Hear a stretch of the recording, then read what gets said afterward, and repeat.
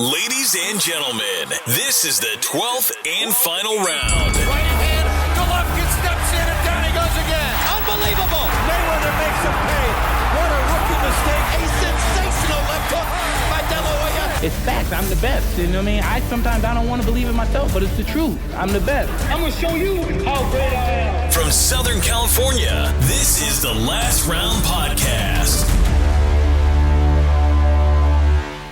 Episode 109 of the Last Round Podcast. Thanks again for joining us, guys, whether you're on Apple Podcasts, Spotify, Boxing Socials, YouTube, wherever you're at, however you're listening, we appreciate it. This week, coming off of a big heavyweight championship fight, physically and, I mean, would you say literally too, with two, 6'4" and 6'6" guys, Anthony Joshua and AJ-Pulev, over there across the pond here from the United States.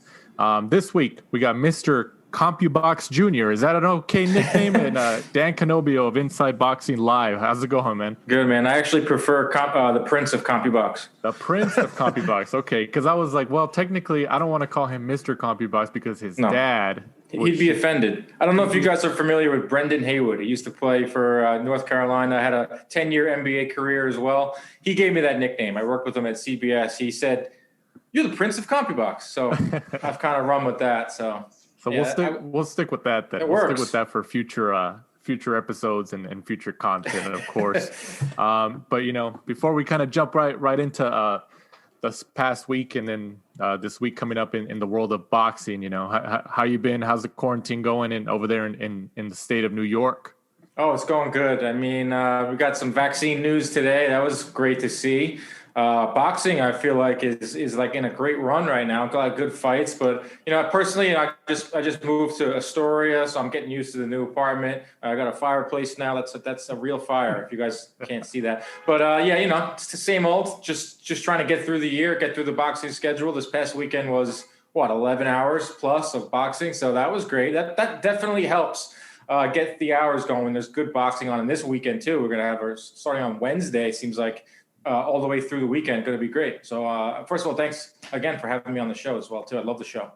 We appreciate it. Thanks for listening. We're also big fans of your show. Mike definitely likes your mean tweets. So you got to bring those back when you get a chance. It's been hard to get that going because that's kind of like an in-person thing. Right. I almost had it going with Fury, but his fight obviously fell through. And I was talking to Evan Korn at Top Rank, and I said, "You got to get me Fury. I only need 5 minutes." When he does his media day, virtual media day, I'll send you the tweets. He reads them, boom, bang. But I've been doing these weekend recaps now every Monday. Fastest 2 minutes in boxing. Go check it out on my Twitter page, Dan Canobbio. So that's been kind of filling the void for me in terms of like original content. Yeah, man, keep pushing it out. We're fans over here at the Last Round, absolutely. So obviously, like you mentioned, this past weekend we had several hours of boxing to the point where maybe it was kind of tiresome, but as hardcore fans, I don't think we're ever that. I don't think we can ever get that tired of so much boxing, especially during a pandemic. This past Saturday, the 12th of December, from the Wembley Arena in London on DAZN here in the United States and Sky Sports pay-per-view in the UK, Anthony Joshua gets the ninth round knockout over AJ-Pulev and retains his WBA, IBF, WBO, and IBO heavyweight titles. All right, Dan, what'd you think about this fight?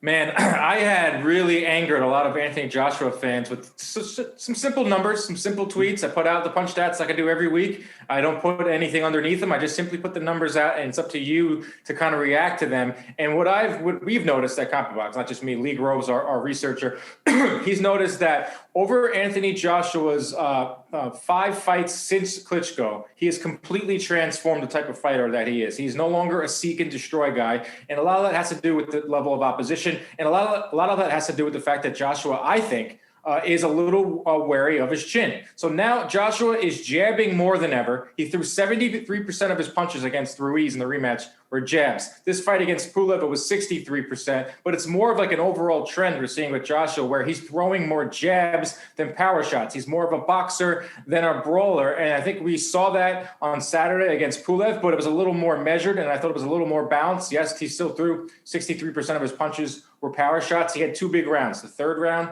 and the 9th round. But outside of those 2 rounds, he only landed 16 power shots in the other 7 rounds. So a little uneven performance, but, we're nitpicking here. But I think that's what you do. You can nitpick the guy that's the face of the sport, the guy that has 3 belts in heavyweight division. I thought his tempo was good. I thought he was jabbing to the body. The uppercuts is, I think, a new wrinkle that we're seeing from his game. Overall, good performance. I wouldn't say it's a great performance. I still think Tyson Fury beats him pretty easily, but you got to be happy if you're Anthony Joshua. All systems go, and picks up another win.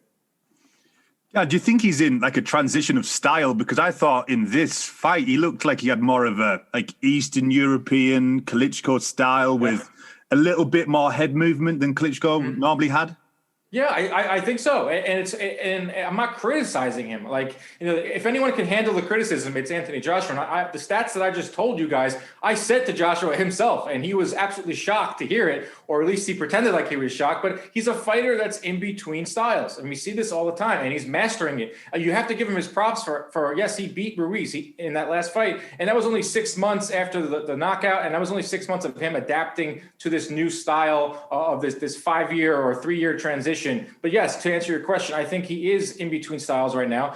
He mentioned after the fight, I don't know if you guys caught this, I tweeted it out and not a lot of people saw it. I think it was on the DAZN interview with Gareth Davies, Eddie Hearn, and Joshua. And Joshua said, when are we coming back? And Hearn said, June. 6 months. And Joshua's like, 6 months. So no. He goes, you want to tune up? Yeah, I want to tune up. So that leads me to believe that he wants the rounds. Like, it wouldn't be the worst thing. I know, and there's a lot of politics, and who knows if he can even have a tune up. But the guy wants rounds. He hasn't fought in a year. He's changing his styles. He's maturing. He's entering, he's over 30 years old. So yeah, to answer long story short, I do think that he's in between styles, but he's also able to be powerful and accurate as well. Dan, from obviously you've been ringside at many, many fights. What did you think of Pulev kind of falling around the ring, turning his back? Did you think that should have been finished? Yes, I've never seen that before. Turn your back fight is over. He's a maniac. He went from laughing and smiling to turning his back in the span of like 5 seconds. But, I got to give him credit. He brought somewhat of a fight to Joshua. He hung around there I thought the fight could have been over in the 3rd, obviously when he turned his back. But I also thought that Joshua could have stepped on the gas a little bit in those rounds after that when he clearly had him hurt. I think that Joshua he ran out of gas a little bit. But as for Pulev, decent performance. He went in there and did what we thought he was going to do. I picked maybe a 7th round knockout. He lasted 2 more rounds, but theatrics, he gave us something to watch.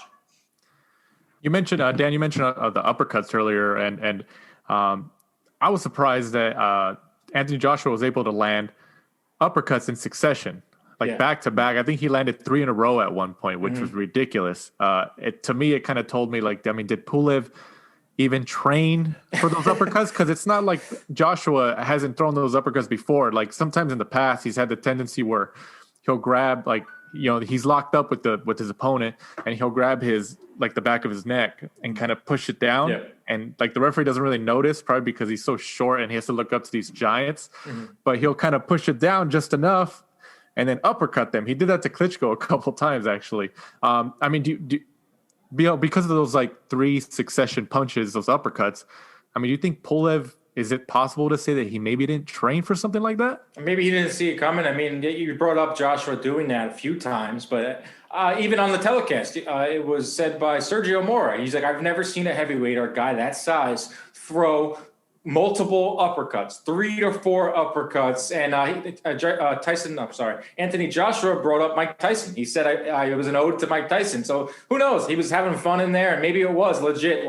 He just watched Tyson fight a few weeks ago, which is still absurd to say. And he saw him throw uppercuts. So I'm going to start throwing uppercuts. I guess when you're fighting a guy like Pulev, who's very slow and can easily be hit, you can kind of work on some things.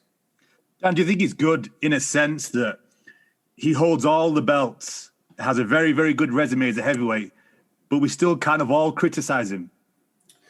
Yeah, I mean, it is what it is. Like I said, heavy that wears the crown. I mean, he's the heavyweight champion of the world. He has 3 belts. He's the face of boxing. He sells out Wembley. I mean, Matchroom and his management company are very quick to shove that down your throat. So why can't we criticize him? This is boxing. This is what we do. These guys only fight 2 times a year. So what does that leave? That leaves over 360 days of us analyzing and nitpicking, and some of it is a little unwarranted. I think that, I'm one of those guys where I go out and I show like what his numbers are and what type of fighter he's becoming. But it's all about styles. I mean, if he wants to go in there and prolong his career, because he's also a businessman. Anthony Joshua is a shrewd businessman, and he wants to keep that cash flow coming. So he's going to do everything he can to win fights and preserve himself. And if he wants to jab 70% of the time, he could probably win that way. Is he going to, captivate crowds? Probably still, because the people over there love him no matter what he does. But maybe here in the States, it might be tougher, because it seems like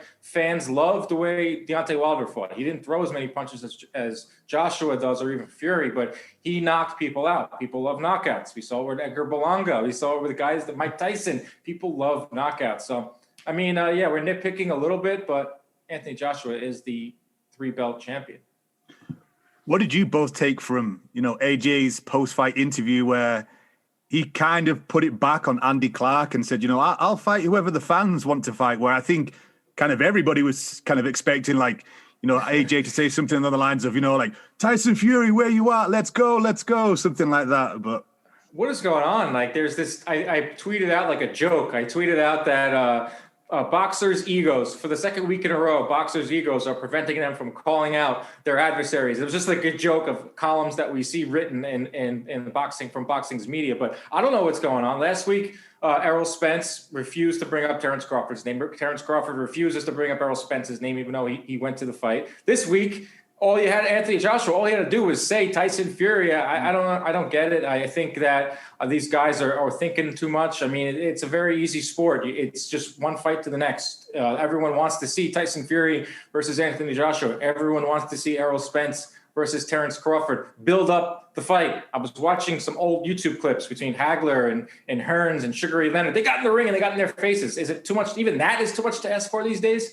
I mean, it's not the worst thing in the world, holding back boxing, but I would have loved Joshua to kind of say, like, I want you, Tyson Fury. He was strange. His post-fight, even his whole behavior, his body language, it was something off a little bit about how he acted after the fight. It was almost like, I did, my job's over. Can I go home? I do agree that he was happy to be in front of his fans. It seems like he's very appreciative of his fans. But other than that, he didn't even want to do a post-fight presser.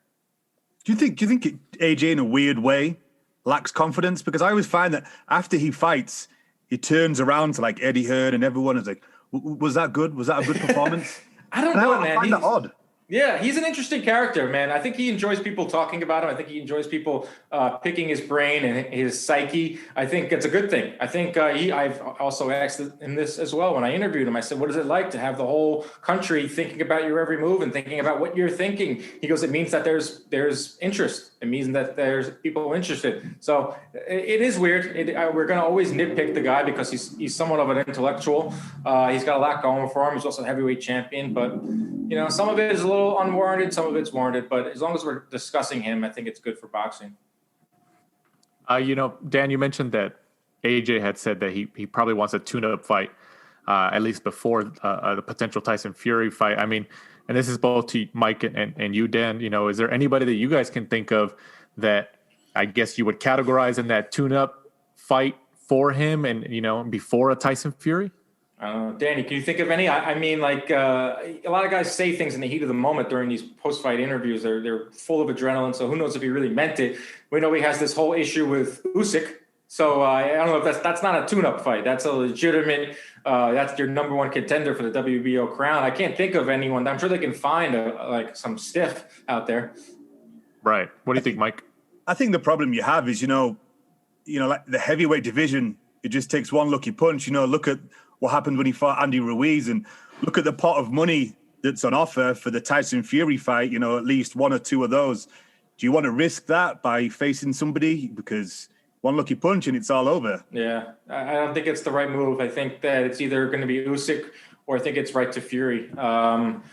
Who knows? I mean, we don't know what's going on with this Wilder situation. The last I heard, I had Mike Cobbinger on the show, and he said that this litigation, and I'm not a lawyer, but he said that they're gaining steam towards Wilder getting that fight with Fury. So we could potentially see Fury versus Wilder 3 and Joshua versus Usyk, which could just make things is just like boxing 101, isn't it? Right. I honestly think, and you guys tell me if you agree, that I think Wilder and Wilder's team are going to do everything they can to block Tyson Fury, either from fighting until they resolve that issue or fighting Wilder before he fights AJ. Like, I think that issue is a lot more critical than people think. Yeah, I'm not really privy to it. I know Shelly Finkel knows what he's doing. The guy has represented a ton of heavyweight fighters, been a part of the biggest negotiations ever.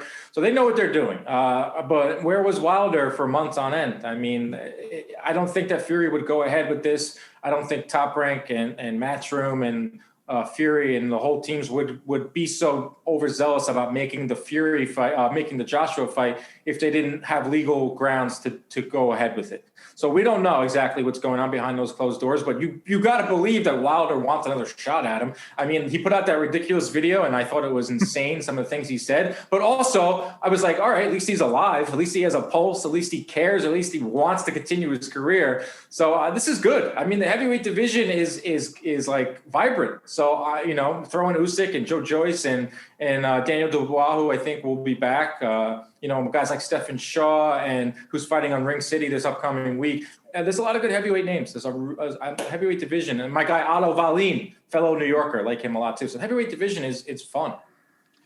And looking forward to, hopefully, the big British dust-up between AJ and Tyson Fury. I don't know if you have the stats handy, but how do they stack up, on the CompuBox stats? Well, Fury kind of changed his whole game up his last fight. I didn't think he was going to come in at 270. I didn't think he was going to take the fight to Wilder like he did. But both guys throw well below the heavyweight average, Joshua and Fury. Fury has way better defense than Joshua. Joshua is a good defender. Both guys have good jabs. I talked about the jab numbers of Anthony Joshua. Joshua is only one of 3 fighters right now that land over 30% of their jabs. One of the other ones is Gennady Golovkin. But, it's interesting. I think it's heavyweight boxing. And like you said, Mike, it's one punch. One punch can change everything. Look at how Fury fought in his last fight. I think there's no one on planet Earth that can beat him. If he can do that consistently, come forward, 270 pounds, 6'9". He would even make, Joshua look small in there. And if he's able to jab and he's able to be as slick as he was his whole career, even if he's willing to move forward too, he's going to eat some punches, Fury. But man, that's an intriguing fight. I'm coming now. I'm coming over. I've never been to the UK. I will make it a point. I don't care if I have to quarantine for a year. I want to be there. It better not be in the Middle East. I don't know what they're thinking with that. Obviously, it's all about money, but that fight belongs at Wembley. 80,000. Carl Froch, let's go. Right. One thing I keep thinking, Dan, is like you said about how Joshua seems to have become hesitant, whether it's due to the fact of his chin getting tested against Klitschko and obviously the loss to Ruiz, or just facing better competition.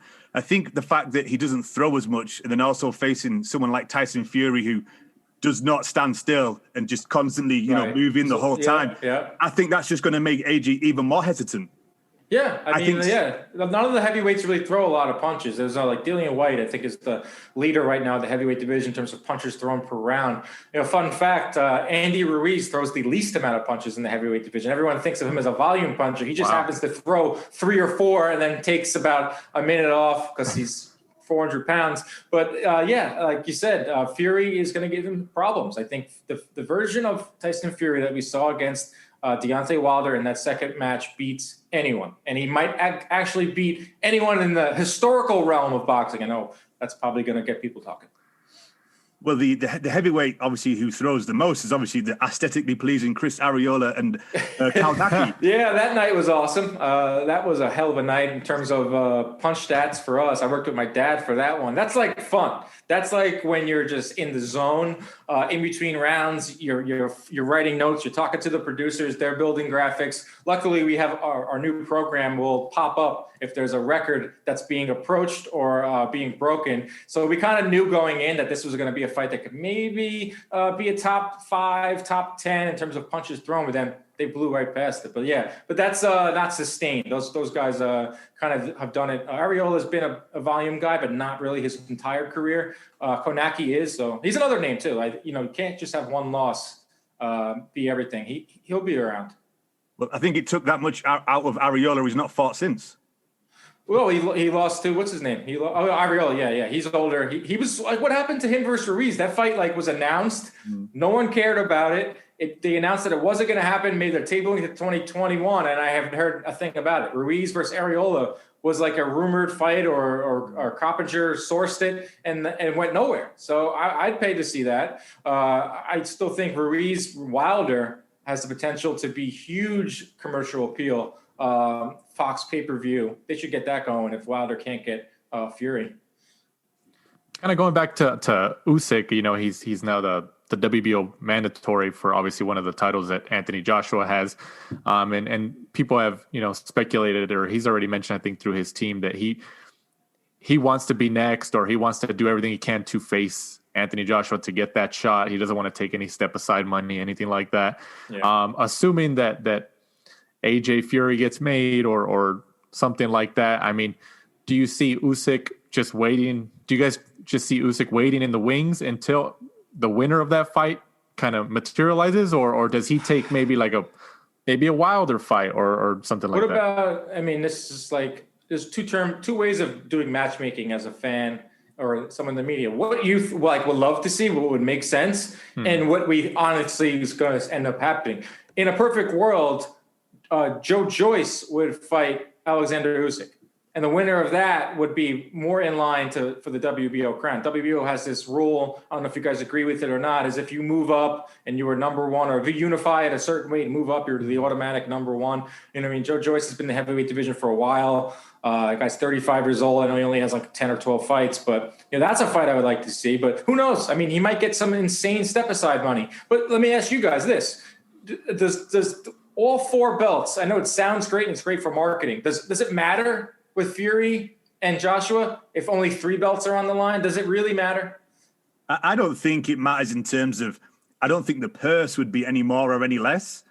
But it would just be nice, to have that undisputed. Of course. And then it would matter to us fans, but our hardcores are going to buy it no matter what. And we want that. We want to see an undisputed heavyweight champion. But, this is a type of fight that has the potential to cross over to casual fans, regular sports fans. They don't care. They don't even know how many belts there are. I don't even bother to tell my friends that the WBA interim title is on the line. They don't care. They just think of, Tyson Fury and Joshua are the champs, and we'll get one of them. So I understand one way of it. Yes, for the purists out there, it'd be awesome to see the first undisputed since Lennox Lewis, but it's still going to be a huge fight, still going to sell out, still going to make them tons and tons of millions.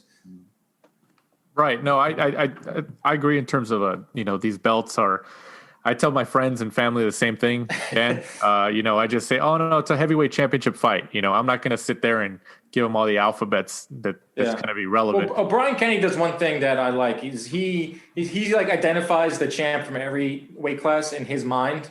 And that's very subjective, but he says Canelo's the champion at 168. He'll say at 147, it's Errol Spence. So he'll go through the weight classes and figure out who he thinks is the guy, rather than the guy that maybe only has 1 belt or 2 or 3. So I don't know. Who do you think it is at heavyweight? I know Fury only has 1, Joshua has 3, but who, in your mind, who is the heavyweight champion of the world? Well, I'll tell you who isn't a champion: a man with hairy, smelly balls. That's why our partners at Manscaped have partnered with us here at the last round to make sure you knock out all those hairs below your belt. Manscaped has forever changed the grooming game with their Perfect Package 3.0, which comes with the new and improved Lawnmower Performance Boxer Briefs and a travel bag for you to use when you're done quarantining, and some other liquid formulations like the Crop Preserver and Crop Reviver.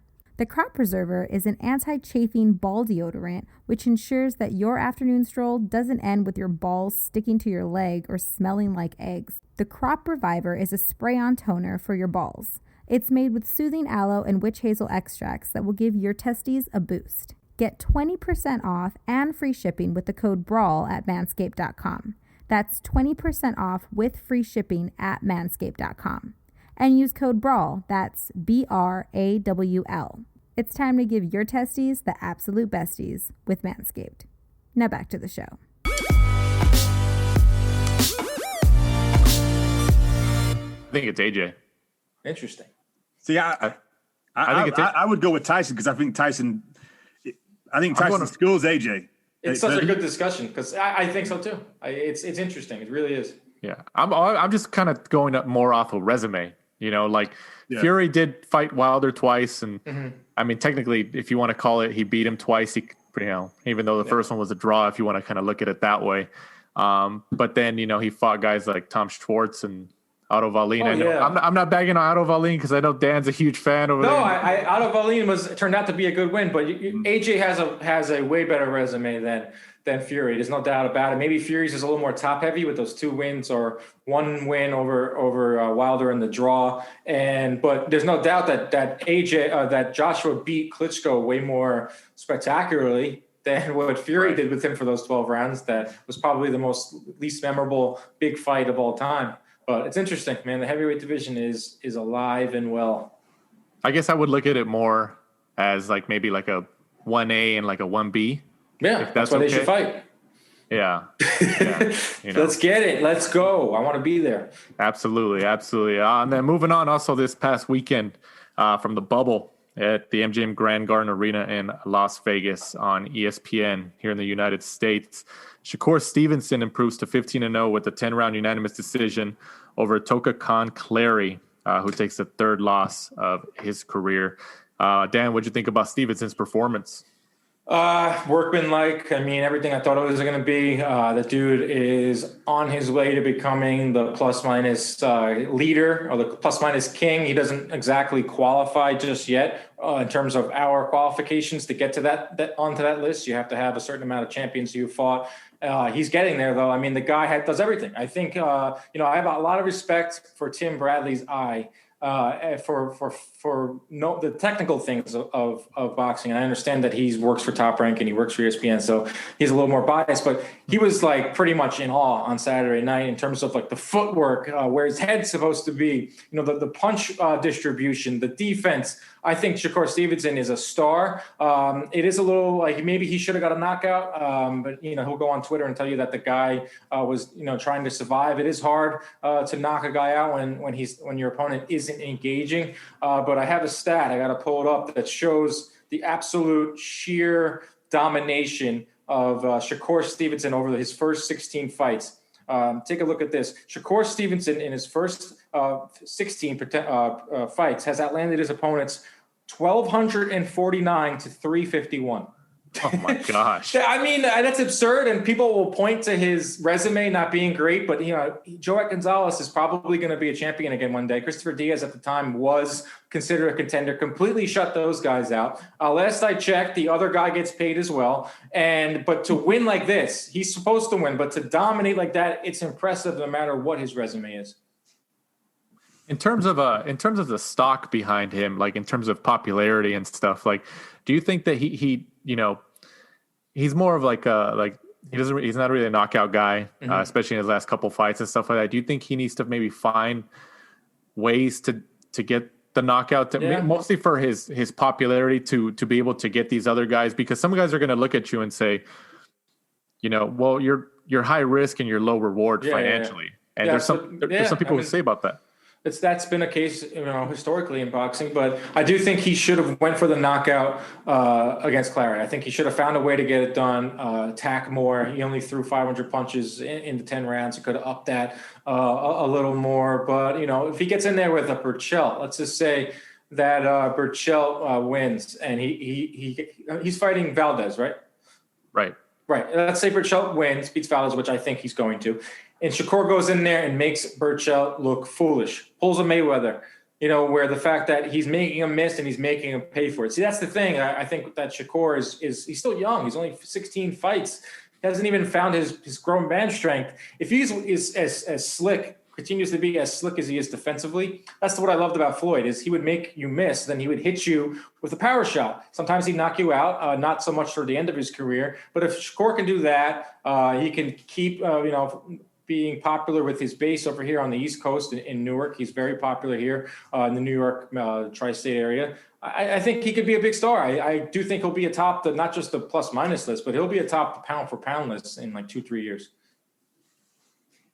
Do you think he can go through many different weight categories, Dan, with the Have you guys seen, like, he's pretty big. Like, when he's standing in the ring, like, he doesn't look like a lot of the other 130-pound guys in terms of body composition. I know that doesn't mean everything, but he's pretty tall. Been around him. He's taller at 130. I don't know what the ceiling is for him. Maybe 140. Maybe after 147 would be maybe pushing it, but he's not like broad, but he's a big dude. Like, he could probably get up to 140, 147, but that's really it. But then, that's what it's all about is climbing the ranks. He's already done it at featherweight. Now he's at 130.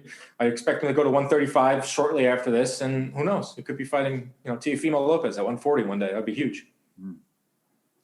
Ideally, for his next fight, obviously at 130, who would you guys like to see? Who do you feel would be, an ideal opponent for him next? Are we going by what, like, the most realistic, or what we want to see as fans? Let's do both. Most realistic would be the Burchell Valdez winner. Another realistic one would be Lomachenko. Shakur Stevenson at 130 would do great. Whether they put it on regular ESPN on a marquee weekend, don't think it's a pay-per-view fight. I think ESPN is out of the pay-per-view business. That is great, but I want to see Shakur against any type of big puncher. If Gervonta Davis can still wants to stay at 130, put him in there with Shakur Stevenson, or maybe Gary Russell if he wants to go up to 130. Those are more guys over on the PBC side. What are some names you guys like? Jojo Diaz, maybe. I think you were right, because the names that you said, top rank, kind of dominate that division. So you're looking at maybe, I don't know, Jamel Herring, Carl Frampton winner also would be a good fight. And they're all top rank. So does that do a lot for you? Like, I think he beats Herring pretty easily. I think he beats Frampton pretty easily. I understand it gets him a belt and it probably gets him a bigger fight. So maybe say he goes that route and he fights Herring, Frampton winner. He becomes the WBO titleist.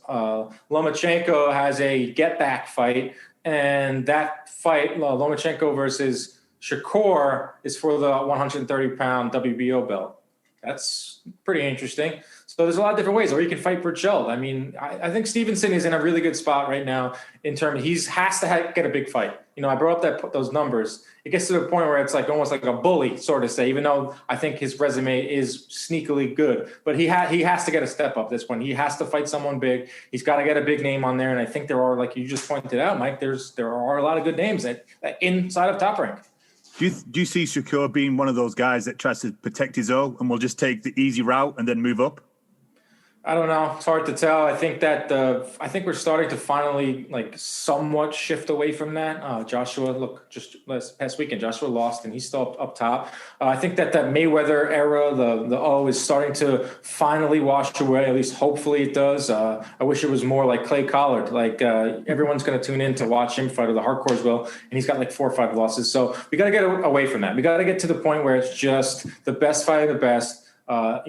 Even it's kind of not going away in a way, because you look at Danny Garcia, who has lost every big fight that he's in, but he's still kind of after the Spence fight, everyone was just he's not that good anyway. No one kind of says wow, at least he tried, or at least he went up there. I hate the phrase daring to be great, but I mean, that's kind of what they do. But so I don't know with Stevenson. He has good management. I've just found out that Andre Ward is no longer part of that management. I don't know what to make of that. I really honestly don't really care, but it was an interesting nugget. But who knows? He got Jay Prince in his corner, and that's not someone you want to mess with. Right. Yeah, I thought that was interesting when you mentioned the Andre Ward not being on Shakur Stevenson's team or management team. Yeah, I don't know what that even meant. I was just huh. And I just kept going on with the night. I was like, all right, so does that mean they can now call his fights? So he'll probably still advise him. I mean, he's not gonna cut himself off from Shakur.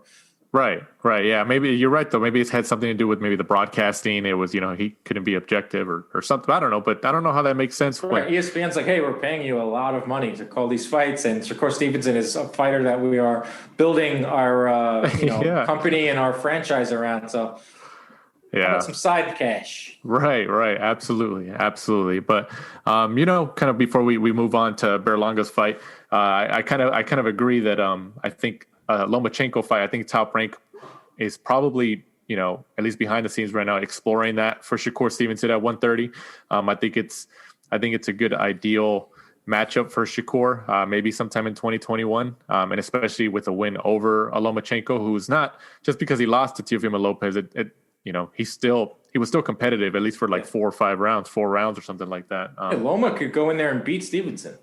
Yeah, I mean, if you believe that he was injured, I do.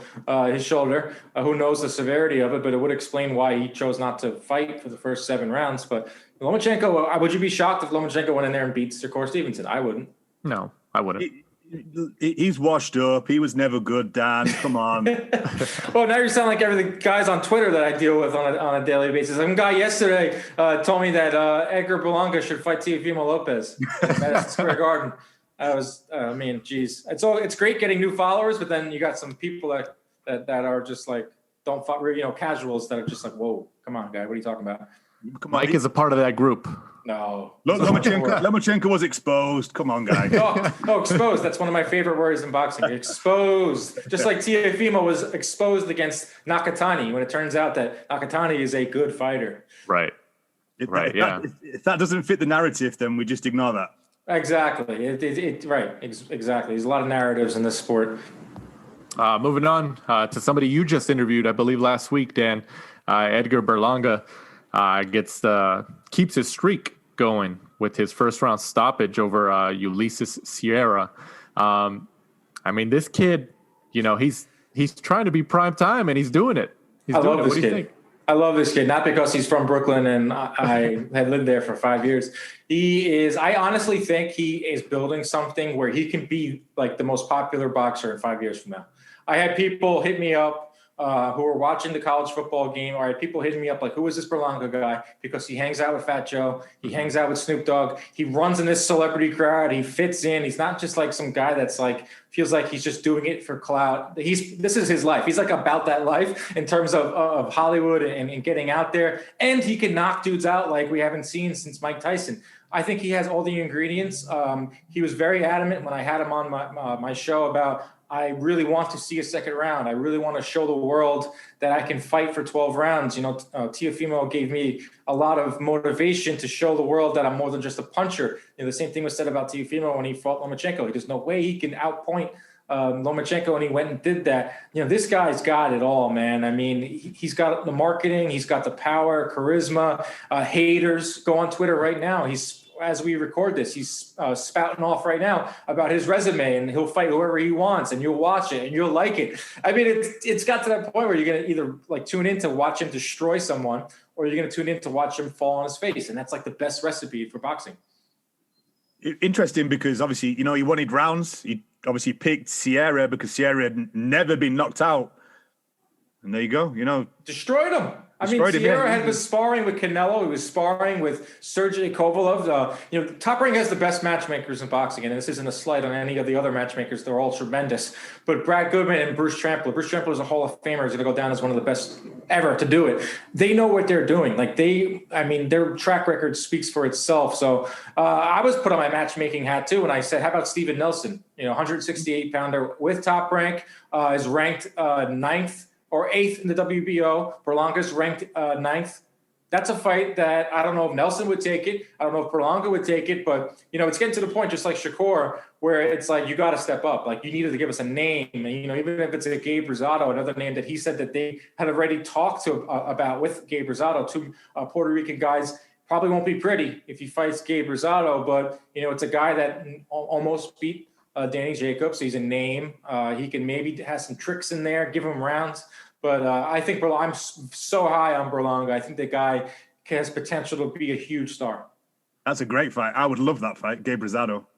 Right? That's a name. You put that at MSG. How about this? You put that at MSG.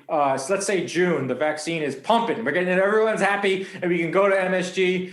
It could be the theater the night before. The Puerto Rican Day Parade for years had been the night Miguel Cotto would fight at Madison Square Garden. I'm getting goosebumps now just thinking about it, because I went as a teenager right up to his, the end of his career. Every June, the night before the Puerto Rican Day Parade, Cotto would fight. and it would be electric inside of the Garden, like the best fight atmospheres I've ever been a part of. If we can get that with Berlanga, I know that everyone has been looking for that type of star again, the Puerto Rican star. I mean, looking for Deja. How many chances did Top Rank give that guy? Because they want that Puerto Rican star, and now they have a guy that's knocking guys out like Mike Tyson. Berlanga at MSG is going to be a thing that's going to happen a lot, and I'm all for it. I think that's a good point that you guys mentioned in Gabe Rosado, especially like you said, Dan, if this whole vaccine news is as positive as it's making it, its rounds to be, and by June or by next summer, everything's kind of back in motion, fans at Madison Square Garden, Wembley, Staples Center, stuff like that. I think Top Rank would be kind of dumb not to look at Gabe Rosado for Berlanga, because Rosado's stock is as high as it's ever been right now, even coming off a loss against Daniel Jacobs. What do you guys think? No, it's a really good point, and you're right. He was like a ninth life was given to Gabe Rosado because Danny Jacobs decided that he was not going to fight. That's a whole other story. I don't know what's going on with Danny Jacobs' career, but how about Danny Jacobs? I think Berlanga would take out Danny Jacobs at this point. But yeah, Rosado, great point, Danny. That Gabe Rosado right now is on a high. He's someone that's crafty. He can give Berlanga rounds. He's a name. People know who he is. Put that at MSG. Let's go. What do you think, Mike? No, I think Dan really kind of covered it. Great idea. Great time of year to do it. It's just kind of one of those fights for Gabe Rosado. It's kind of like risk reward, because kind of Berlanga's still on the way up. And I think maybe Gabe is just looking for those, big paydays where, he's not necessarily going to get knocked out and hurt, which, could happen fighting Berlanga.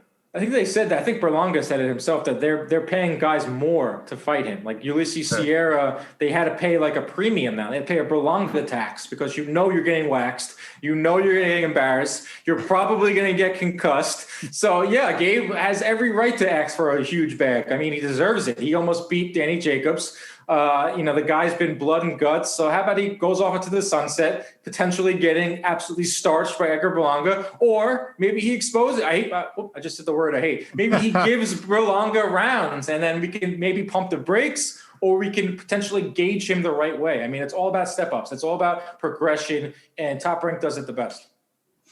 Absolutely. I like that. The Top Rank should use that as a marketing term, Berlanga tax. I think that's a good I'm going to hit up Keith Connolly and tell him that I need to trademark that. I want a piece. I want a piece of that Berlanga tax. Yeah, man, that's a good one. If they start using it, where they got it from. We'll probably steal it from me. They always do.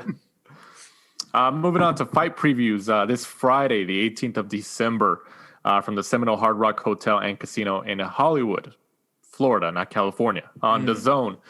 Gennady Golovkin with an I. No, he's got the I in there at the end now. Yes. Goes up against Camille. Man, I always have trouble pronouncing his name. Szeremeta. Did I say that right? I don't even know how to say the guy's name. Szeremeta. Triple G's back, and he's fighting not Canelo.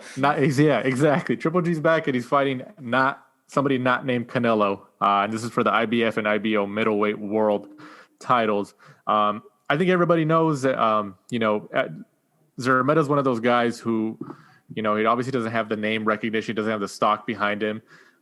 So I think a lot of people are counting him out because I don't think Triple G would try not to take such a risk when he knows the Canelo fight is potentially weighing in the wings. What do you think, Dan?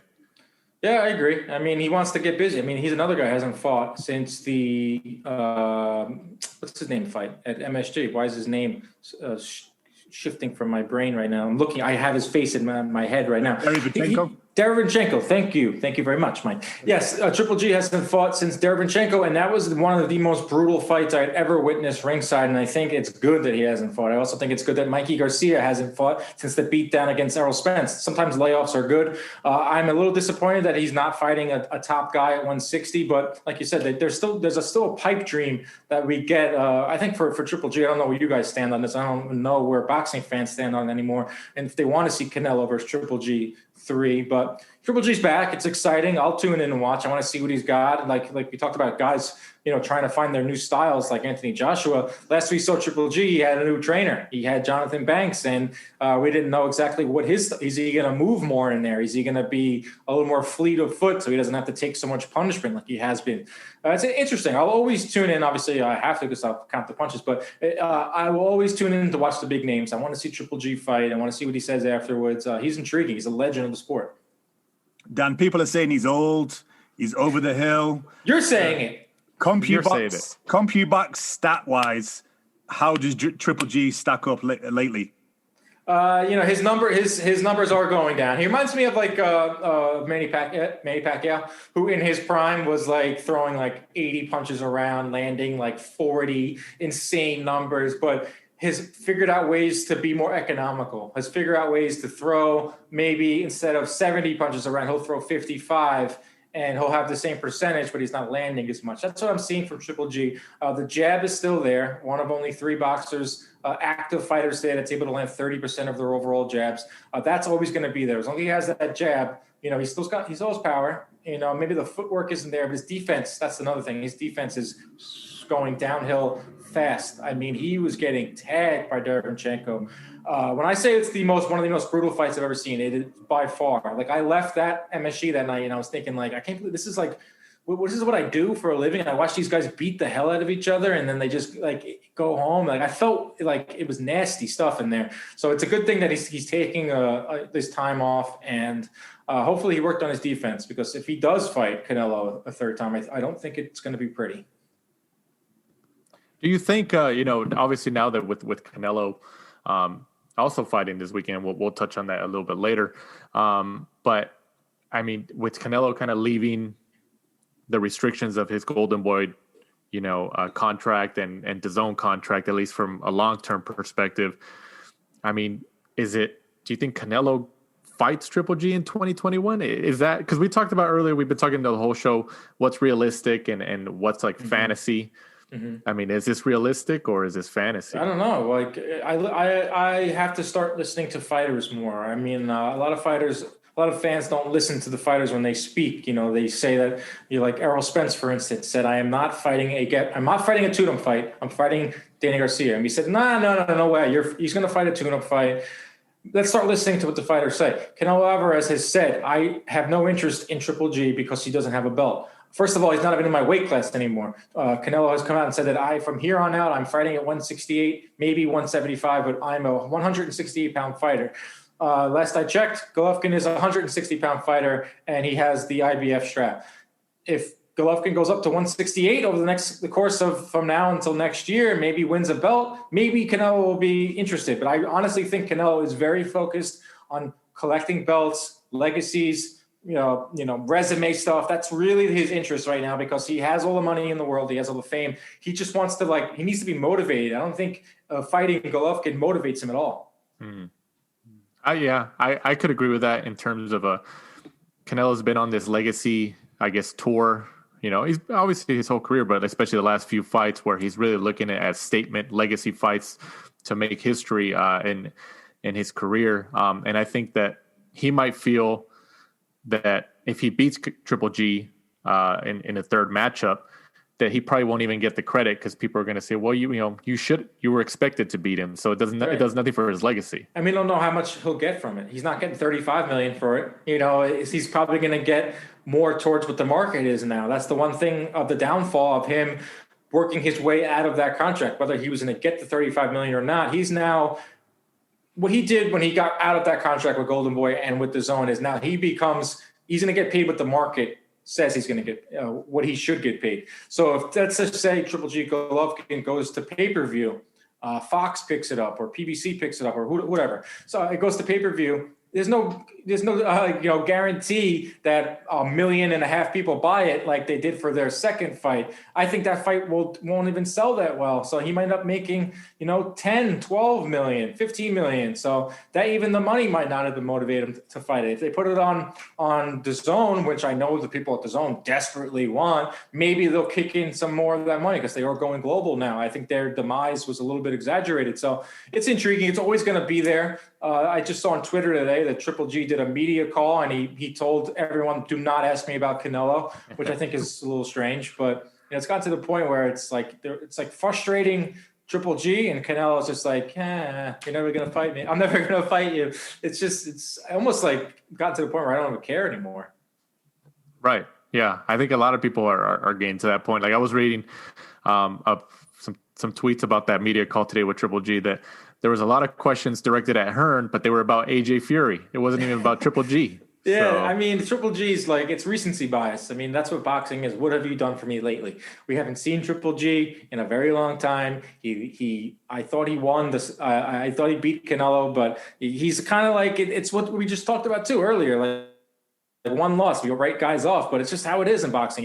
We haven't seen them. Like you don't fight every night. You don't fight every week. You don't play every week like in the NFL or baseball. Every day. You kind of like lose track of these guys. And Golovkin isn't on that marketing campaign anymore. He's not going everywhere, and it's hard to with COVID. He's not one that's going to do a lot of interviews. He doesn't really speak good English, so it is what it is. I mean, I will tune in and watch. If he did fight Canelo, obviously we'd all watch. It'd be interesting because we want to see if Triple G has it and maybe get that justice maybe that he deserves. But I mean, I wouldn't care if they never fought. It wouldn't bother me.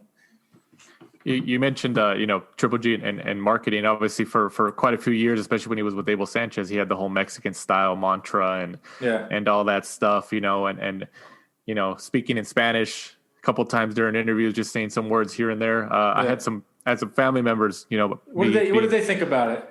Well, I had some family members kind of mentioned, because me being Mexican American, I had some family members tell me like, hey man, like how come he's not using the whole Mexican style thing anymore, and he's not really, kind of going. He's been doing that for so long, and I was like, oh, I don't know. I was like, ever since he left his old trainer Abel Sanchez, and then I had some people tell me like, oh man, he just used us and now he threw us away. Like, I would be upset too. I mean, boxing is like has these racial undertones. It always will. It goes back to the 1800s. It always will have that. It's always like when I have like a friend over who doesn't really watch boxing and they say, man, he fights like a Mexican. And they're like, what the heck? They're like, how can they say that? But they don't understand that that's like a compliment. That means like you're a blood and guts warrior. The same thing with like Irish, man. Dude fights like an Irishman. Like it's such a weird sport that if you're not like fully ingrained in it, you can be like, this is very odd. Right. Yeah. But, hopefully he still shows something on Friday, I mean, because there is a risk that, if he does look decent or he knocks the guy out within like a couple rounds, 3 rounds or something, maybe he's still going to show that he has some gas left in the tank. And Canelo might be like, oh, yeah, I definitely don't want to fight him. I don't want to. Who knows? I mean, that's one thing is like with COVID and it's changed every aspect of life. Maybe it's changed a lot of somehow these fighters. I mean, they can't play around. Like nothing's guaranteed anymore. Nothing is set in stone. So you got to go out there and get back into the people's minds, get back into and be a knockout fighters. Are they going to want to have to pay you? Like, it's not easy for fans to pay for all these fights and everything. So, there's a lot of competition out there in terms of entertainment dollars and just attention in general. Right. Absolutely. Also moving on, also on Friday, from the Galveston Island Convention Center in Texas on Fight TV, his first fight outside of Top Rank, I believe. I think that's accurate. Zurdo Ramirez, 40-0. Out of those 40 wins. TBE, I guess, goes up against Alfonso Lopez. I believe this is a rematch, isn't it? Honestly, I didn't know where you were going with this one, but yes, Zurdo Ramirez, I guess, is fighting this weekend. A guy that completely fell off the face of the earth. I don't know what he is up to these days. What a fascinating career. 40-0, but if you walk down the street, I don't think anyone would even know. I mean, he does look look like a model, so maybe someone would think he's like a famous soap star. But I don't even know. Like, what's his end game? I'd love to pick his brain. I mean, like, I don't.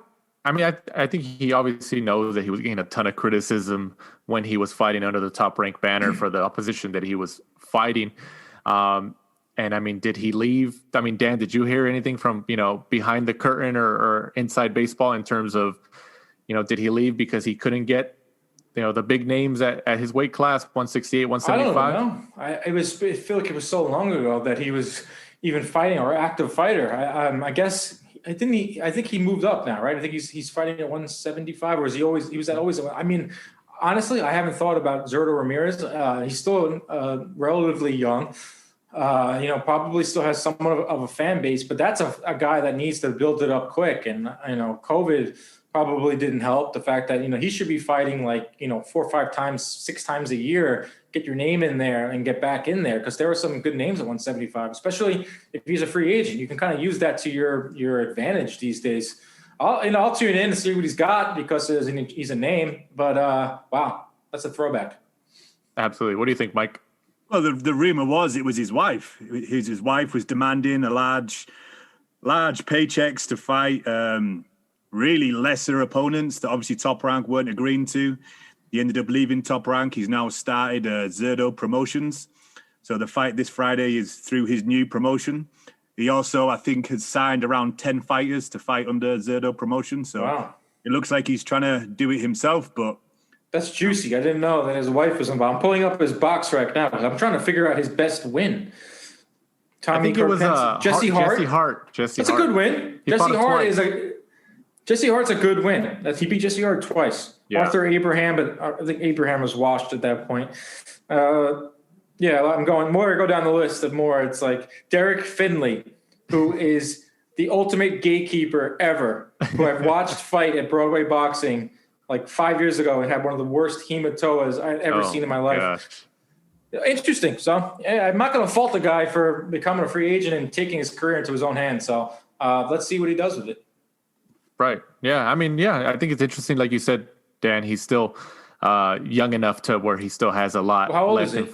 I believe 32, 33, 32. Oh, yeah. He's 29. Oh, never mind then. Never mind. He's ready to go. He's in the prime. He can make a run at it. Oh, yeah. He's definitely in there. So I think that, in terms of looking at it as a fan and all that stuff, I think that should show people especially since he kind of took control of his own career at this point, that he still has a lot of years in front of him to be able to fight some pretty awesome opposition at that weight class. So Canelo?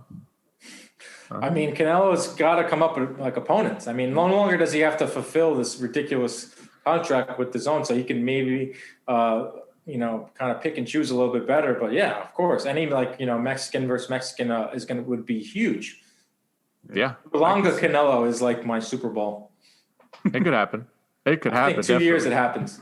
Yeah, I would say about 2 years. I would agree with that. Who knows? Because Berlanga might be a cash out situation, or it might be like a legit fight. Canelo at that time will be 32, which is crazy to think about. But yeah, I'm still stuck on Berlanga. He'll be 32 and he'll have been boxing for 17 years. That's another thing. I saw a picture of him today and I was like, man, he looks he's getting older. Canelo is no longer this next face of boxing. He's been the face of boxing for 5 years now. He is, you bring up the fact he started fighting when he was 15 or 16. Yeah. So yeah, I wouldn't be so shocked if he was I'm out in a year or 2 years. He's I'm peace. I got a ton of money. I'm going to leave with my faculties. I'm going to keep playing golf. Have you guys seen him play golf? Yeah, he's all over his Instagram and his social media. He's good. It's insane. I play and I'm terrible and I put a lot of effort into it, but I shouldn't be surprised that a world-class athlete is good at a sport. But yeah, he can go play golf and just chill because he's given his service time of close to 15 years. Right. Before we move on from the Zurdo Ramirez event, who do you guys think just on the promotion name alone? If Ramirez doesn't stay on his own in terms of his own promotional company, who should he sign with in terms of where the best competition is at that weight class? Mike, you go first. Let me think. Maybe pull up the 175 picture.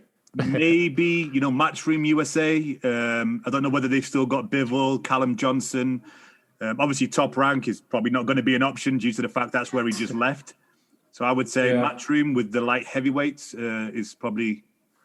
Well, you never know. Aaron was flirting with Mikey Garcia recently. If it makes, dollars, it makes sense. But you have Joe Smith, who's fighting for a world title in February. It looks like he's on a crash course with Beterbiev. Who knows if Gilberto Ramirez wants them? Those guys are top guys. Beterbiev is a freak of nature. I love Joe Smith. He's a fellow Long Islander. That's going to be a tough assignment for him. But Bivol, I think, is what's up at his career? he's a guy that came on the scene quick during those shows, the end days of HBO, fighting in Monaco and all those things, and they were talking him up like he was the second coming of Roy Jones.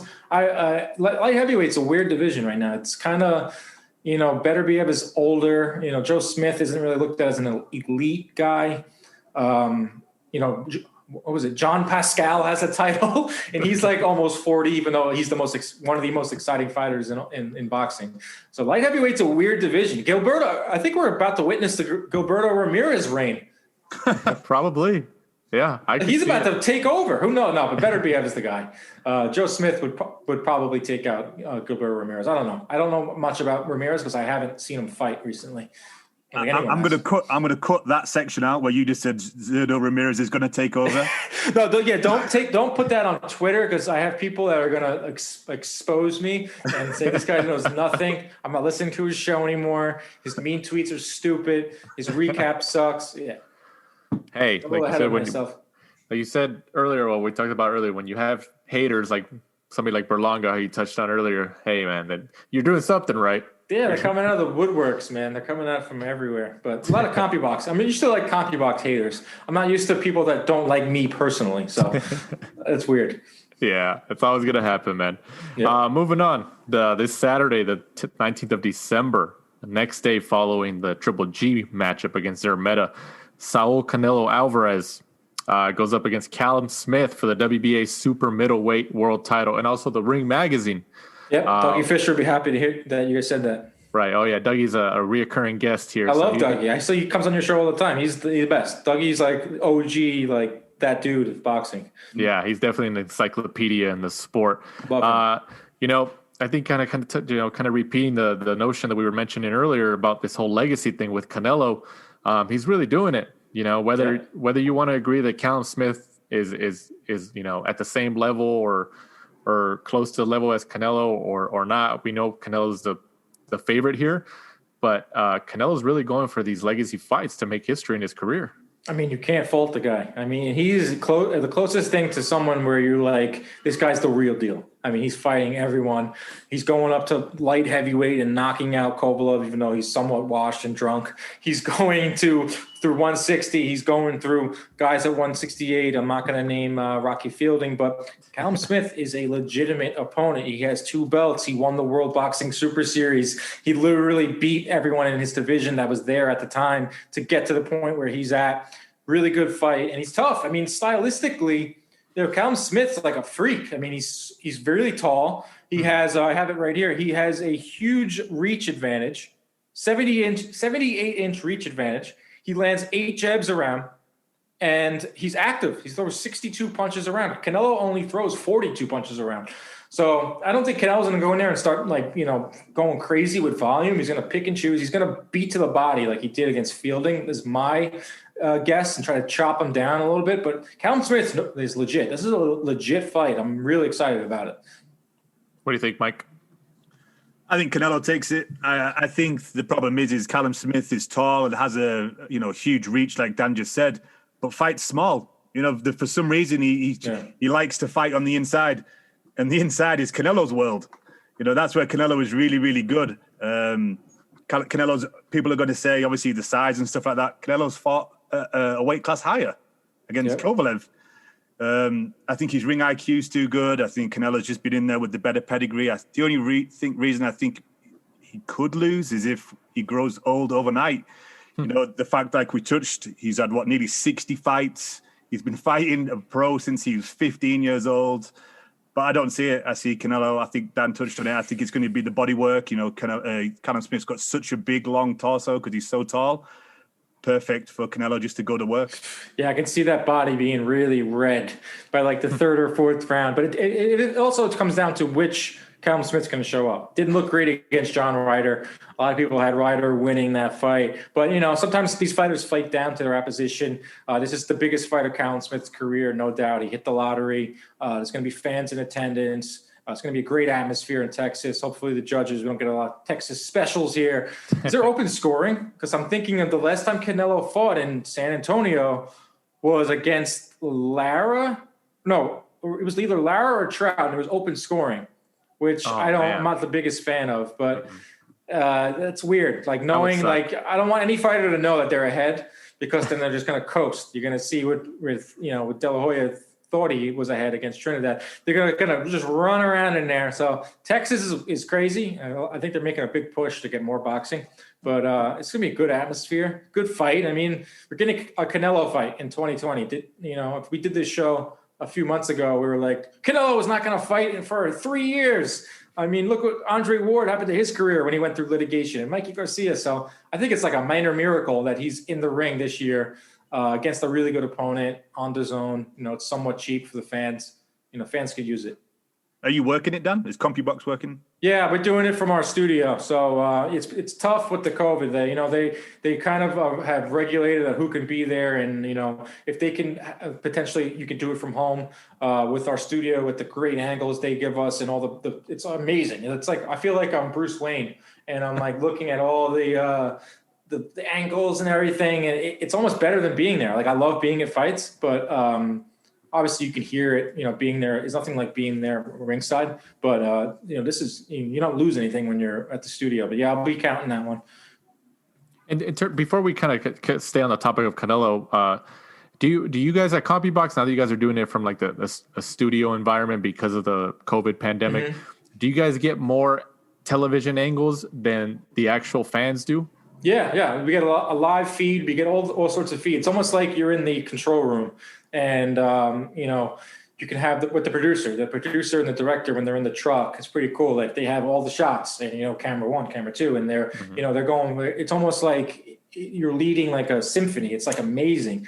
Being in a truck for a big fight. Like I used to, when I interned at HBO for a few fights, I'd hang out in the truck and I would like log tape of the locker rooms. If someone famous came in Cotto's locker room, I had to write it down, and then they would go to it.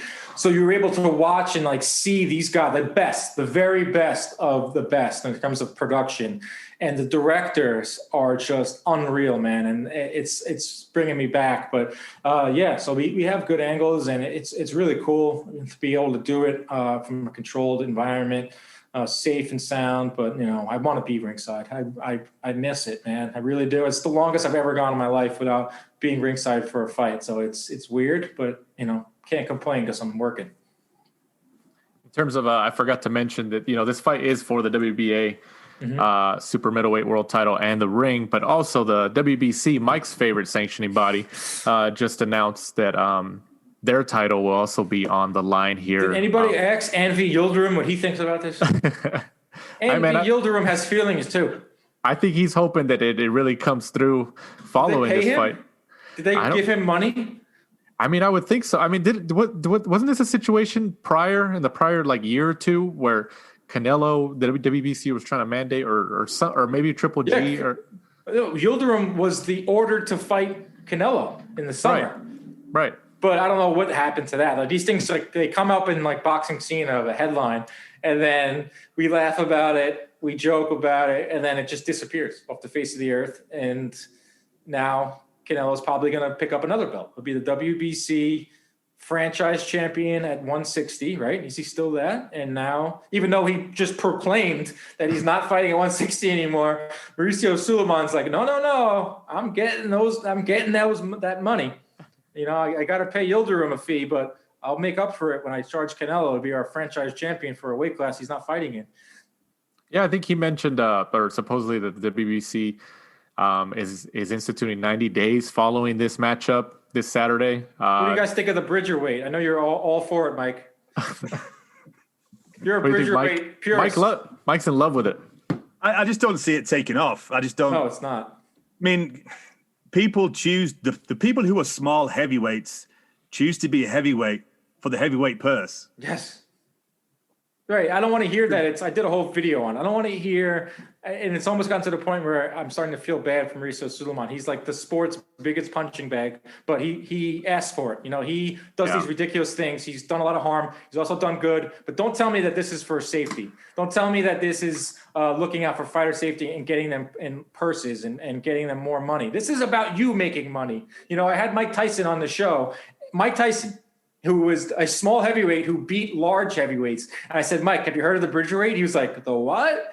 The Bridgerweight division. I never heard of that. And he goes, it's unnecessary. I beat guys huge. Like, that's the whole point. It's a heavyweights.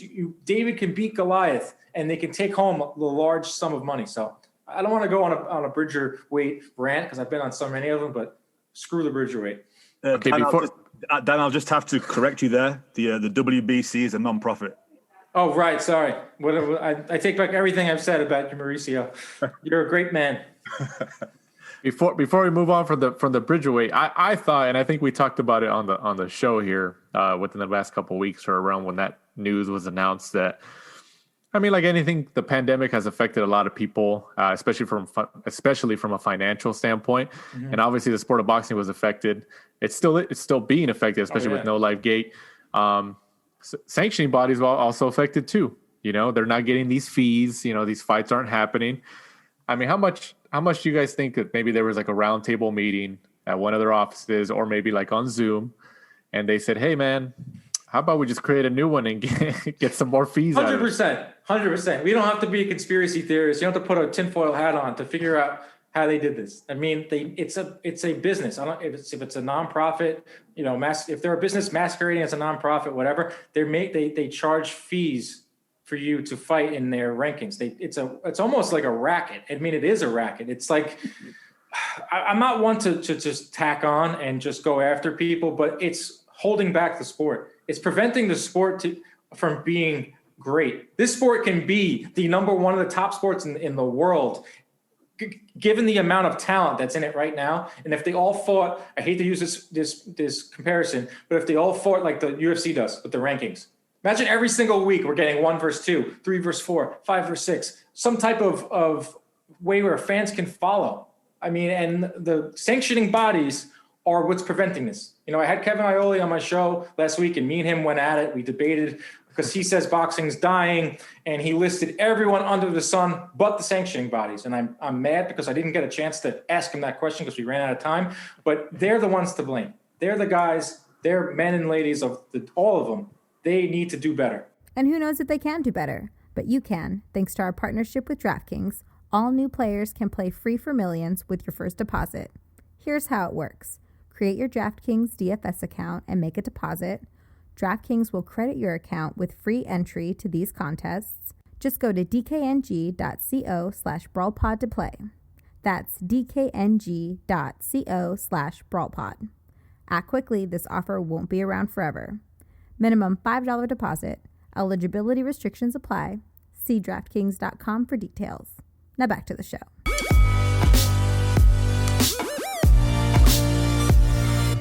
No, I agree. I kind of weirdly understand why we have so many, because I understand that, you know, people want to see belts. You know, as a kid, you know, watching WWE and stuff like that, you know, you get the champions and you see the guys with the belts over the shoulder, and, you know, you watch boxing, and I'm sure it sells slightly more to the casual fan if they think it's, you know, for a heavyweight title, even though there's multiple 4 or 5 if you include the IBO. But it would be nice to have the UFC model, but, you know, as Dana White said, when he's looked at coming into boxing, you know, it's broken. You know, it's not going to work. What's the stat? Something like 16% is what the UFC pays out to the fighters. Yeah, I mean, I don't want to give UFC too much credit here. I mean, they're a monopoly, and they treat their fighters poorly. And there's now this class action lawsuit that's coming out, and that's coming forward. That could potentially be a real game changer moving forward. But the only thing I like that the UFC does is they put on good fights, and they have a system, because they were able to start their whole sport 25 years ago, where boxing's been around for 100 years. So that gives more chances for people to put their mitts into it. But, you know, on the other side of things, you know, fighters have benefited from these sanctioning bodies. It gets them titles, it gets them more money. A lot of fighters are okay with paying sanctioning fees. So if you're okay with paying a sanctioning fee, then so be it. But, you know, I ultimately think it's a net negative, not a net positive. Oh, you know, real quick, Canelo-Smith, who wins and how? Canelo wins, probably, I say, by a decision. I think he wins like a 9-3, 8-4. I don't think he'll be able to take him out fully, but I like Canelo shaking off the ring rust, picking up some more hardware, and then probably playing 18 holes the next day. I think reminiscent of a Kovalev fight. I think towards the end, I think he'll finish him, but with a body shot. Nice. That'd be awesome. I mean, we need that. We need these emphatic KOs, highlight reel knockouts to keep the sport in the mainstream. That'd be awesome. Yeah, I think Canelo's gonna go for it. I think he's gonna want to try to knock him out with a similar shot like he knocked out his brother in Texas. Yeah, how about that? Taking out brothers. I have a stat I'm going to bust out next week or this week about how Canelo's slaying families now. He's just beating brothers. And it's been done only a handful of times where a fighter has beaten a pair of brothers. So, man, he's been around for a long time. He's beating families now. Yeah, that's definitely. Just Brits in general. He's taking you guys down. Sorry about that. Yeah, sorry, Mike. Taking you down. Well, Canelo, no, he's not. He's full Mexican guy. He's even though he probably speaks full English, he does, right? He understands it pretty well. It's the same thing with what's his name, Ichiro Suzuki in baseball. Oh yeah, Ichiro Suzuki spoke perfect English, but it's brilliant because he put on this front that he couldn't speak English, so he didn't have to do double media. He'd have to talk to the Japanese media and the U.S. media. So Canelo's smart. Canelo is a lot smarter than we think. I'm sure his PR team, when he first got over here to the Seattle Mariners, told him like, "Hey man, you should just speak Japanese." You know? He's like, "Do you want to do a half hour or do you want to do an hour of media every game?" It worked out for him, man. It worked out for him. Love you, Shiro. Moving on. Everybody's favorite model, I guess you could still call him, Sergio Martinez, is back again. What? I forgot about that. He's fighting in Spain against, okay, let me see if I get this right. Juicy Cavula? I believe that's right. Juicy Couture? Who's he fighting? That's what it sounds like. So, I think everybody knows that Sergio, and you guys tell me if you guys agree or disagree, he's trying to come back for maybe, I think, a Chavez fight just to give him a little bit of a payday and then get out again, and he's done. I wish he would just get out. I mean, he's like in this in-between. We talked about Bridgerweight and we talked about in-between styles. He's in this in-between age or where he's not like a exhibition guy and he's too old to be a guy that should be fighting top people. Even Chavez, I think, can hurt him. I think Chavez can hurt him badly because Sergio doesn't have legs anymore. I mean, you don't just magically get your legs back and you're in your mid-40s.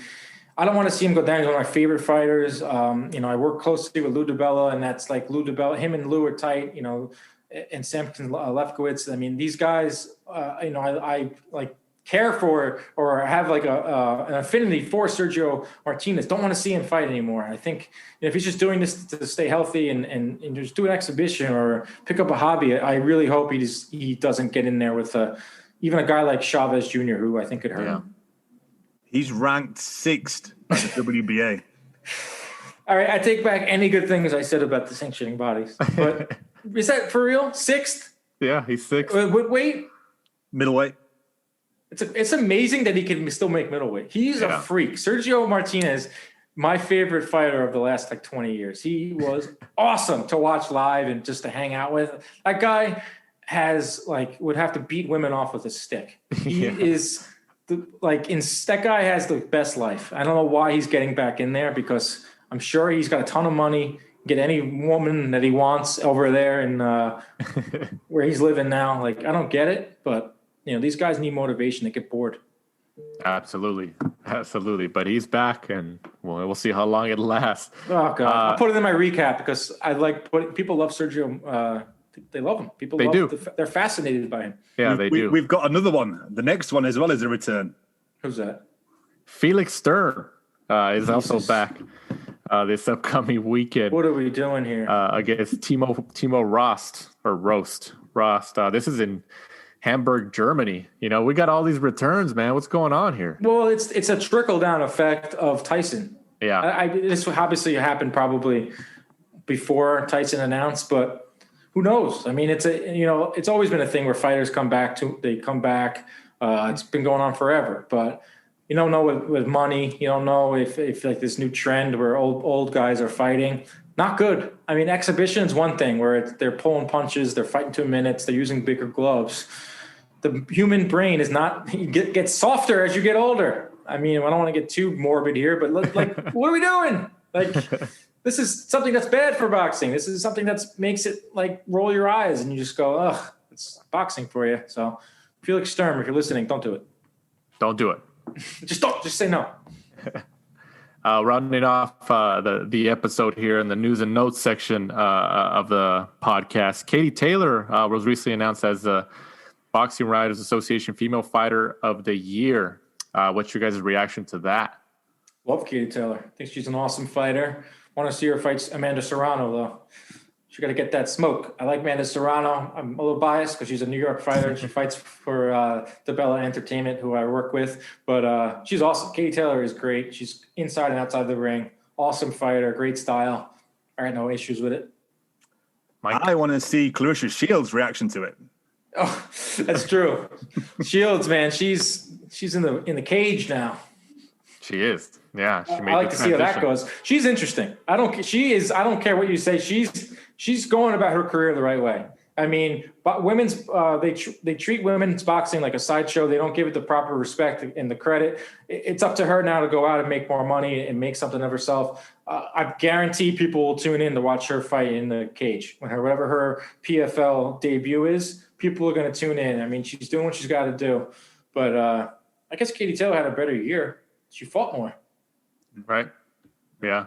It's definitely interesting. To see that little feud that Carissa kind of talks about Katie Taylor and Jean. They never fight. They're too big. Like, right. Carissa Shields is like 168. Right. Katie Taylor is like 140. Right.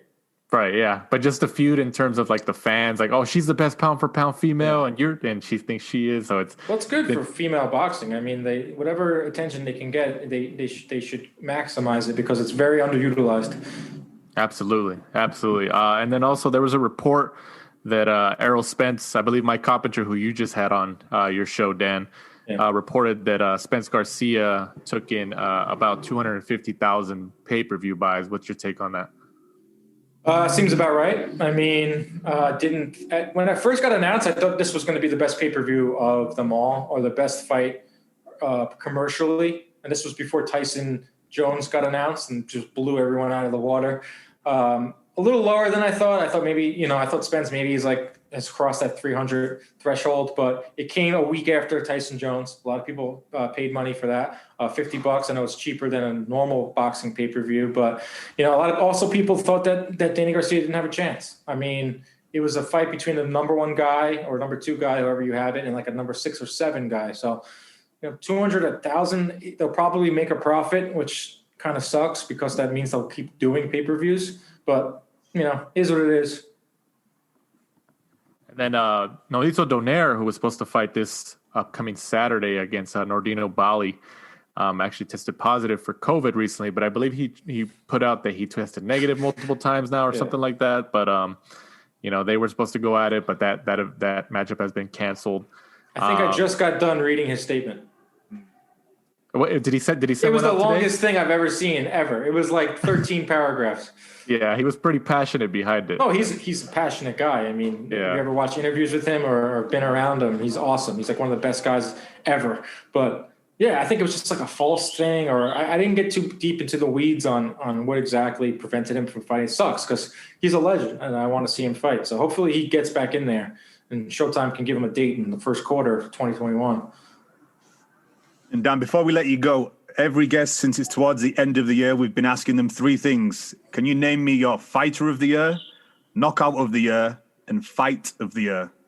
Okay, fighter of the year is Teofimo. I think his win, it was slightly better than Tyson Fury's. Canelo, third fighter of the year is Clay Collard because he's, even though he lost, I'm kidding. It's Teofimo. He had the best. I thought you were serious for a second. He was going. People actually voted for him. Did you see that? Yeah, I heard that. Whoever voted for Clay Collard fighter of the year, you should never be allowed to vote again. Teofimo is my guy. Fighter of the year. Fight of the year is Zepeda Barancic. That thing that was just unbelievable. And there was the last one. Knockout of the year, probably Gervonta Davis. Gervonta Davis dismantling poor Leo Santa Cruz. Close second would be Povetkin's knockout of Dillian White. Just reeling that off right there. 3, those are just great wins, great moments, great fights. Considering where we were in March, where I didn't think we were going to see any boxing, I didn't think we were going to see anything at all. This has been a good year. I don't let anyone fool you. Don't tell you that boxing's dying. Looking at you, Kevin Iole. Looking at you, Kevin Iole of Yahoo Sports. Yeah. But before we let you go, Dan, obviously we appreciate you coming on, taking some time to join us here on the last round. Before we let you go ahead and plug your show and anything you got upcoming. Yeah, go check me out. A lot of my stuff you can find on Twitter at Dan Canobbio. I do a show every single week called Inside Boxing Live. It airs every Friday night on the Fubo Sports Network at 7 p.m. Eastern. Big names, big guests, different types of content. You're getting into this bare knuckle boxing avenue lately. We're doing stats for them. Could be doing some more work with them. So, mostly on social media. You can find me there. That's where you can find everything. And I really appreciate you guys having me on. I love this show. I like to talk. My show's kind of short, 30 minutes, because we have to, gear it towards TV. But I like this. I like this open format where we can just riff and talk. And you guys are awesome. Keep doing your great work. You guys are grinding. I know what it's like to put in work every single week and put it together a show. People think it's easy, but it is not. It takes a lot of work and hard work and dedication. Sound like Floyd Mayweather now, but you guys do great work. You guys are awesome, and thanks for having me on. Dan, any evolutions coming with the CompuBox? Because it's been a while since we first had you on. Yeah, I'm taking over. So if my dad's listening, it's time for me to run the show. No, along with Zurdo Ramirez. Yeah, Zurdo. I want to join his team. He's going to join my team. We're going to take over boxing. We're just plugging along. Like I said, we're doing bare knuckle boxing now. Have you guys ever watched it? Yeah, you covered the one on the weekend, right? With Dude, Tyler. It's unbelievable. It's so much fun. I mean, don't turn it on if you're looking for highest level boxing. These are some good boxers, a lot of UFC guys, former MMA dudes, but it's just fun. I mean, it's one fight after the next, 2-minute rounds, bare knuckle, which isn't as crazy as you think. They don't hit as hard because they're worried about breaking their hands. But I mean, the fights were awesome, and I'm getting more involved with them. They have a huge fan base. They have 500,000 subscribers on their YouTube page, and they have 125,000 monthly subscribers on their app. Crazy. Per month, which is $4 a month. And That's crazy. That event on Saturday was $4 if you subscribe to their app, and they're growing like crazy. I'm not one to just go over the top when it comes to a new promotion, but I saw it for myself this up close and personal this past Friday. It is what it is. It's not like the best boxing, but it's like if WWE and Barstool and UFC all came together, and it was kind of athletic. I love it. So we're doing more work with them, and as for CompuBox, I'm just plugging along, more fights. Hopefully, 2021 will be a great year. Absolutely. That's it, Dan. We're starting a bare knuckle podcast. Let's do it. I'm all for it. You got to see some of these guys that fight in it. They're one guy was a recovering porn star. One guy was the hillbilly haymaker. They just signed Paige Van Sant. They have a ton of. Shaq was there. I'm pretty sure he's an investor. I feel like I'm on the payroll with how much I'm promoting it right now. But they are. I think they're going. I think they can have a little niche. They can carve out something, and I think they're going to sign a lot of these UFC fighters too that got cut. 70 fighters got cut from the UFC. Mm-hmm. So they got to go somewhere. And Bellator can't sign them all. PFL can't sign them all. So some of them will migrate to bare knuckle boxing. So that's I'm true. Bare knuckle boxing guy now. That's true. Mike, go ahead. The usual before we sign off here. At the last round 12 on Instagram and Twitter. And obviously now you can find us on the Brawl Network. Yeah. For people who didn't see any of our social media posts, we are associated with the Brawl Network, so they will be partnering up with us and helping us share our stuff, and we'll be sharing their stuff. So we appreciate everybody at the whole team at the Brawl Network, especially. And we're still on Boxing Social, Apple Podcasts, and Spotify, and all that stuff, right, Mike? Yeah, still on Boxing Social YouTube page, Brawl Network as well. All good, podcast apps. And if you listen to the show but you don't follow us on Twitter, we've got a competition running on there with the Ring magazine. If you just go on there this week, you can win a chance to win all 5 special edition Mike Tyson, Gatti Ward, Manny Pacquiao, and a few others. Wow, that's cool. Right. And a Fight TV competition, right, Mike? Yeah, also another one for Fight TV for Dan's favorite, Zurdo Ramirez. You can win a code for the pay-per-view this Friday. Absolutely. So for our guest of the weekend, CompuBox Dan Canobbio, for my co-host Michael Shepard, I'm Danny Z. This is The Last Round. Thanks for supporting and listening to the show. Follow us at The Last Round 12 on social media. Rate, review, and subscribe. This is The Last Round Podcast.